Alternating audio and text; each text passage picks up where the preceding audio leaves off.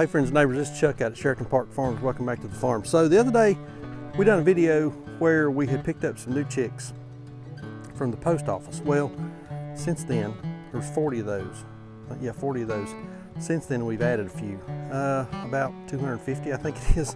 So we're gonna go down, we're gonna show you our new big brooder. We're gonna talk a little bit about it, how we're using it. We're gonna talk a little bit about chick care. So for those of you that are getting started with chickens, and this is applicable whether you're doing meat chickens, egg chickens, turkey poults, whatever, the principles are all basically the same. So let's talk about chick care, getting your chicks off to a good start, things you need to consider. We'll show the brooder, and we'll help you get started with some chicks today. So hang on with us for a little bit. So this is our new big brooder. This is an 8-foot by 8-foot brooder. This is much larger than the smaller brooders that we've used in the past. The reason being is we're upping our chicken production this year. And in this brooder right now, we've got 250, give or take a few. I'll spool in here a little bit. We've got 250 Freedom Ranger color yield chicks. And these guys are doing fantastic. And we're gonna talk a little bit about care. But this brooder is working out really, really nice. 8-foot by 8-foot. We've got it wired for lights. We got ventilation on the side. Shingled roof, so the roof is a little bit heavier. You could certainly do that with a different material if you want to, some tin or some waterproof siding of some kind. Front door flips down to make it really, really nice to get in there and service the brooder or work on chicks if you need to. Actually, yesterday, and we'll talk about this in a minute, got in and relieved some Pasty Butt on all these chicks and got them cleaned up so that everybody's looking good, and refreshed our shavings yesterday.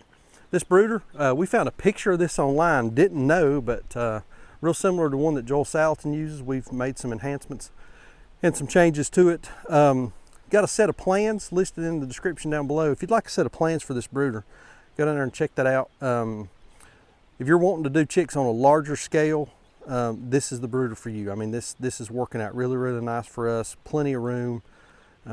Lots of options to be able to get in there and move around. Both sides flip up so we can enhance ventilation, sunlight. We can lock the tops down for safety. These two front doors right here flip down for cleaning or to go in and service the brooder or to catch chicks or do any kind of work that you need. So these really nice brooders worked out really good. Nice and heavy. We could put this on a trailer if we wanted to. We've elected to set it on some cinder blocks right here close to our hay barn, and got power ran to it. I mean, it's really nice. It just works out great. So if you're interested in a set of plans for this, links in the description down below. Let's talk a little bit about caring for these chicks, getting them off to a good start, and some things you need to look for and pay attention to. So one problem that you need to be aware of with your baby chicks is an issue called Pasty Butt. And this is where, baby chick, this is where the manure will cake up and dry around the vent or around the anus of the chick. And it's easy to recognize, and you want to be on the lookout for it, because if that vent gets stopped up, that chicken's not going to be able to move its bowels, and that chick's going to die. So you got to watch it. We got in here yesterday, we had probably 30% Pasty Butt. Not uncommon, not a big deal. If you just manage it, watch for it, and clean those chicks up, you're going to be fine.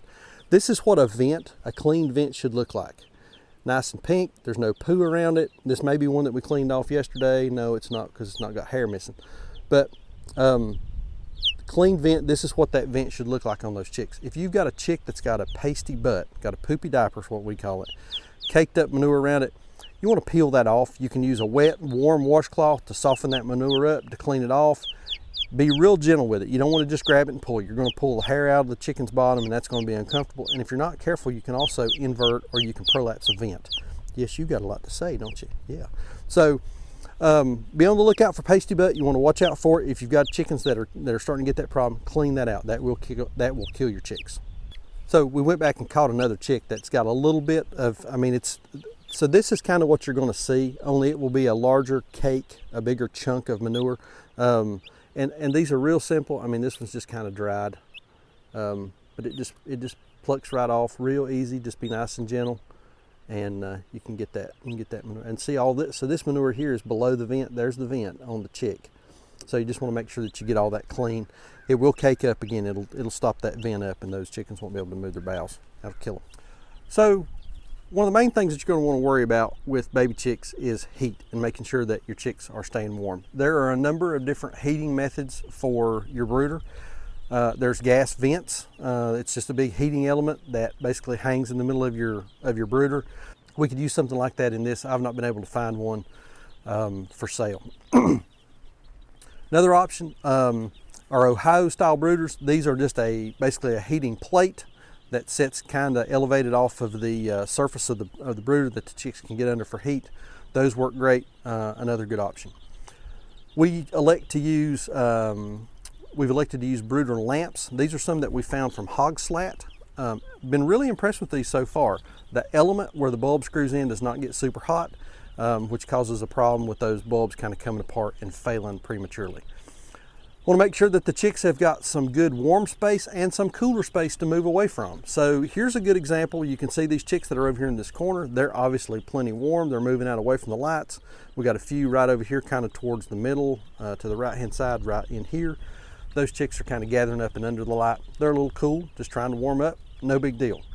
Brooder lamps. Make sure that you've got plenty of warm space, plenty of cool space for those chickens to move in and out of so that they can self-regulate their temperature. Another thing you want to make sure of is that your chicks have got plenty of fresh, clean water. We will check water a couple times a day and fill that a couple times a day. We use these 3-gallon drinkers. These are basically just gravity drinkers that will we'll put the top back on, open the flow at the bottom. Once it fills up, it'll stop flowing. As those chicks drink that water down, it will refill itself. So make sure your chicks got plenty of clean, dry water, That makes a lot of sense. Make sure your chicks have got plenty of fresh, clean water to drink, and that helps with digestion, hydration, the whole deal. Make sure they got plenty of water. Another thing is shavings. Make sure that your chicks have got plenty of clean bedding. We will add shavings about every other day, every third day or so. We just added some shavings yesterday. We can see we're starting to get just a little bit of poo on top. That's fine. You don't want to get big cakes of poo, and you will notice that you will get a little bit heavier manure load around feeding and drinking stations, and also directly under the light where the chicks are sleeping. So be on the lookout for that. A little bit of poo is fine. You can grab just a rake or a small shovel or something like that, stir your shavings up, and get an extra day or two out of them. I know with the cost of everything doing what it's doing nowadays, we're all trying to be a little cost conscious and make sure that we're saving money where we can. So you can, don't cheat your chicks. Don't neglect them, but you can rake your shavings around and get an extra day or two out of them, then add a layer on top. We follow the deep bedding method. We will add shavings on top over and over again. And what happens is down below that manure starts to compost in those shavings a little bit, and you get a little bit of radiant heat coming up out of them. That adds to the warmth, so that certainly helps. But shavings, make sure you got plenty of shavings. Make sure they're clean. Keep them as clean as you can so that those chicks have got nice dry bedding. Also, if you get a drinker that leaks, and we've had that happen before, you may need to kind of clean those shavings out around where that drinker was. Replace it with some dry shavings. You don't want water in there. You don't want it moist in there. You don't want bacteria and mold and that kind of thing growing. So make sure that your shavings stay dry. On your feed, want to make sure that your chicks always have access to plenty of feed. For baby chickens, we use just a good commercial chick starter mix. I think we end up being about 22% protein. Pay attention, depending on the type of bird that you're raising. For example, turkey poults are going to require a little higher protein. So we'll use like a game bird starter. There's really not a good commercial poultry or turkey poult starter. So just a game bird starter works great for them. But plenty of feed. Make sure they got access to it. Keep it clean. You want to keep the chicks out of it. Don't let them get down in your feeders and poo. We have had that happen. If you do, just clean it out, reset, and go again. But plenty of feed. Make sure that your feeders stay full. Keep them clean, good quality feed.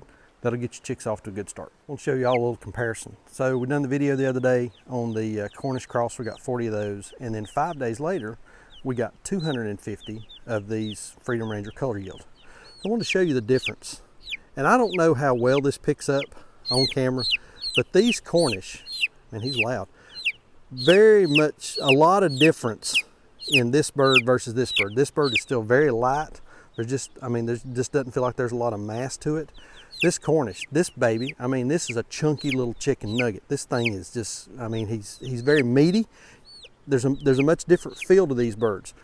Cornish, we're going to finish these off in about 7 to 8 weeks. These guys here, they're going to be about somewhere 9 to maybe even 11 weeks before we've got them ready to go. But that's the difference in these birds. I mean, at the rate at which they grow, 5 days difference. I mean, there's a huge, I wish I could do it a little better. I wish I could show you a little better. Yeah, that's a little better. Let me hold it like this. See how different those birds are? I mean, just 5 days difference. It's crazy. Yeah, that's amazing, ain't it? Yeah. I mean, feel that thing. Yeah. It's just, I mean, there's just nothing, there's nothing to that. No. I mean, that's thing's about ready to eat, you know? So there's a few tips on getting your chicks started. Again, plenty of fresh, clean, not dry, but fresh, clean water. Making sure that their shavings are clean, you're keeping good bedding in there, temperatures are right, you're not letting them get too cold, good quality feed. Chicks are easy to get started. There's, you know, anybody can do it. It's not difficult at all. Once you get them out of that brooder, out on pasture, you know, it's a much hardier bird. They're ready to go. They're going to do well. You're going to have a little bit of brooder loss. That's just, it's inevitable. We always have a few chickens that we lose in the brooder. We know it's going to happen and we plan for it. That's why we got 250 this time, hoping we can get, you know, 225 or whatever out on pasture and ready to go to processing here in a couple of months. But anyway, I think that's going to do it. Like we always say, please remember to keep us in your prayers. May God bless you and your families, and we'll see you on the next video. Thanks.